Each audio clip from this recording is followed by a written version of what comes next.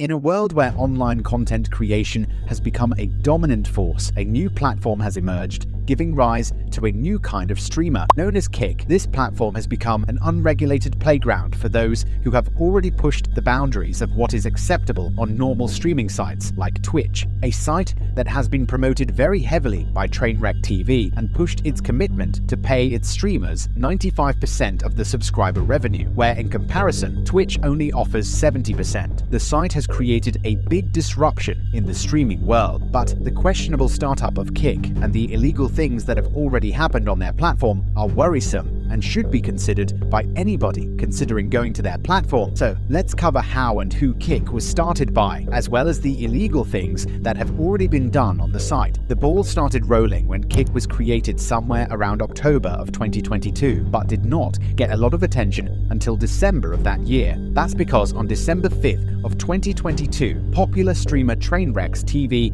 made an announcement stating that he was going to be leaving Twitch and going over to Kick.com. In the tweet longer post, he mainly discussed the issues with Twitch and how Kick aims to resolve the problem by compensating streamers fairly. In this case, to current streamers, they are only taking 5% of the revenue they generate. However, there was no clear explanation of how the site would be profitable while offering this split. Currently, Twitch is taking 30% of revenue if the total is under 100,000 and 50% of revenue if the streamer receives over 100,000. In an article posted by Twitch where they were explaining why they need to take away such a high amount of the revenue, they said, "Lastly, we have to talk about the cost of our service. Delivering high definition, low latency, always available live video to nearly every corner of the world is expensive. Live video costs for a streamer who streams 200 hours a month are more than $1,000 per month. We don't typically talk about this because, frankly, you shouldn't have to think about it. We'd rather you focus on doing what you do best. So if Twitch cannot afford paying its creators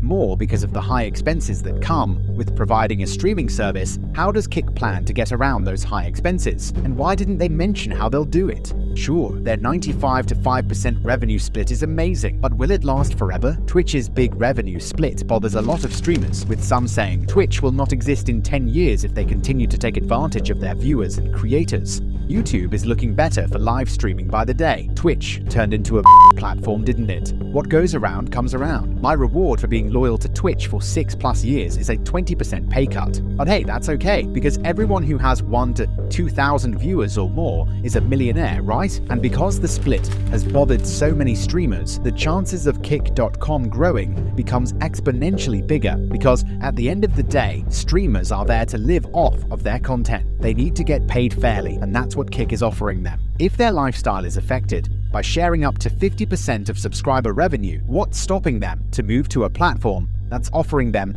95%? Well, maybe the other details that have emerged ever since Trainwreck TV made his announcement will make streamers think twice before making the move. Trainwreck TV is a very popular YouTube and Twitch streamer who gained a big following for his gambling streams on the platform Stake. He was affected heavily once Twitch changed their terms of services policy and banned non-US based gambling platforms like Stake. The thing is, he was paid to gamble. It was a promotional gig where Stake paid him to stream himself gambling. On October 19 of 2022, he even disclosed how much they paid him by saying, "I'll release what I got paid since the beginning of my contract. I've been paid $360 million for 16 months of gambling. That is just insane." That means that Stake had to make more than $360 million to be profitable, which I'm sure they did end up doing. That method of promotion has always been how Stake became popular. They had many other popular people promote their site. But for the regular people that are trying to gamble and win money, for the people who don't have unlimited funds that are provided by Stake,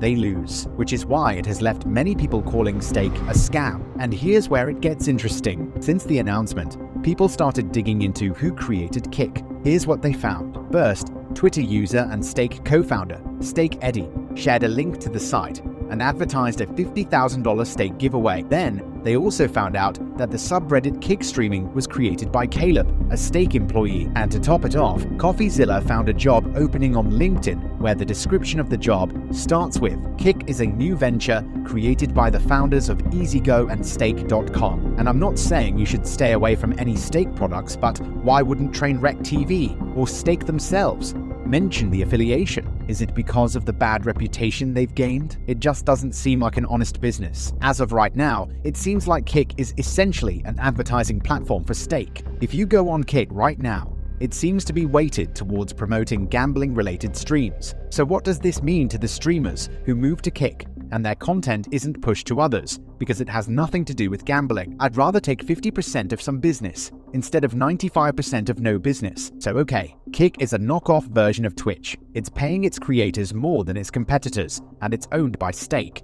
What can go wrong? Well, apparently a lot. Because of Kick's lack for terms of services, popular streamer Aiden Ross has got himself into trouble not once but twice. The first time was when he streamed the entire Super Bowl to his viewers, and although the terms of services didn't hold him back from doing that, because he didn't have a license granted by the NFL, he can get sued for copyright infringement. Then, a couple of days later, he blatantly showed an adult video website to his viewers. After he showed the website, he asked how old his audience was, and some responded saying that they were as young as 9 years old. This whole thing is just a dangerous atmosphere that needs to be moderated. It seems Kick is the new home where streamers can push the limits even further without fear of being shut down. Aiden Ross isn't the only one who has done some crazy things. There were streamers streaming the boxing match against Jake Paul and Tommy Fury. Another streamer streamed himself getting pleasured by a woman. It's just a complete mess. Some might like the freedom, but with great freedom comes great risk. As Kick becomes a breeding ground for the wild and the daring, the question remains: who will be the next to take it too far, and what will be the consequences of their actions? And ultimately, will this business be legitimate in how it will compensate its creators, or will it change